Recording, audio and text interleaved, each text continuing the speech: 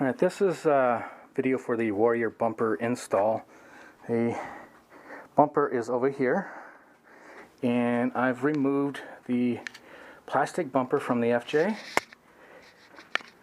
and I've cut the plastic right here for my purpose, and hopefully it lines up just about right for where the bumper will replace, and it looks like it will. So the confusion that I had when I first started working on the back section were these boxes. The boxes, the instructions don't really explain that they mount on the inside of the cross member. So that actually mounts back in here. And see if we can't get the video to come in here back right in here. So you have one small bolt hole here and one here, and then the two larger bolts bolt in through here.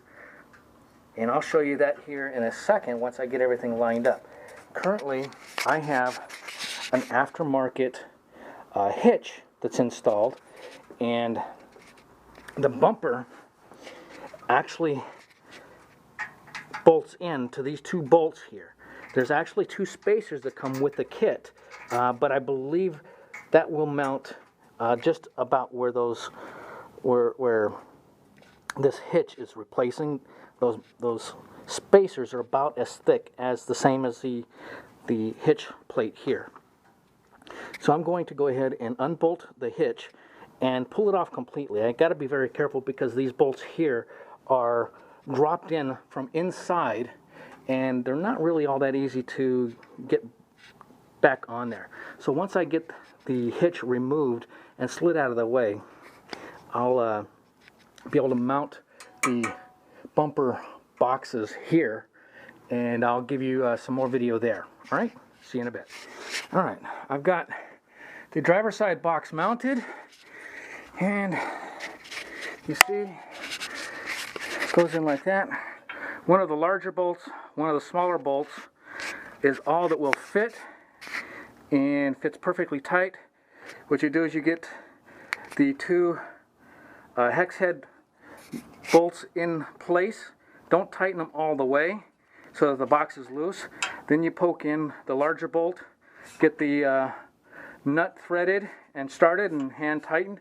Then you can do the same thing with the smaller bolt, get it poked in through the hole and put on the nut hand tight, and then tighten the hex head bolts all the way.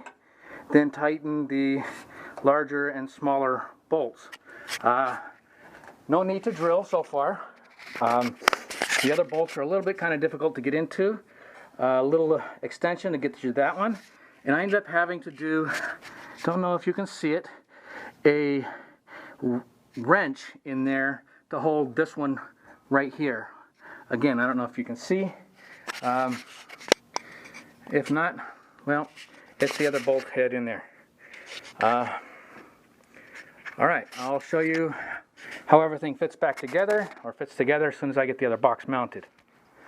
Alright, part 3 here. The bumper is in place, and one side is tightened down. I still need to tighten down the passenger side. I did have to remove my hitch, and the hitch bolts are not going to line up the way that the brackets are in place. I'll have to take some time at another time in the future. As you can see, it's dark outside, and pull the bumper off, grind the holes a little bit to the inside, because the bolt holes are on the inside just about a 1/16 to an 1/8 of an inch, and I have to do both sides to the inside. That's just how it's lining up. And I'll show you here, right here. Come down and do a quick show here. There's the driver's side, how it's mounted. The bigger bolt, smaller bolt onto the frame, and then the 4 smaller bolts through the frame box, and of course the smaller hex head bolts. The other side here, you can see I've got the wrench ready to go. It's all set. I think you can kind of see here, the line up here, this bracket is infringing actually about 1/8 to 1/4, maybe 3/16 of an inch in where that hole space is on the inside. And if you can tell over here on the driver's side, it's about the same on the inside. So the bracket is not really in place exactly where it needs to be. I can probably take a persuader and beat that in to cover, but I think I'm going to be better off trying to just grind the bracket to fit. All right, go back off here, and again, there's the back side. I'm going to possibly, when I do that hitch, I'll put the sensors back in place, but for now I'm going to leave them disconnected.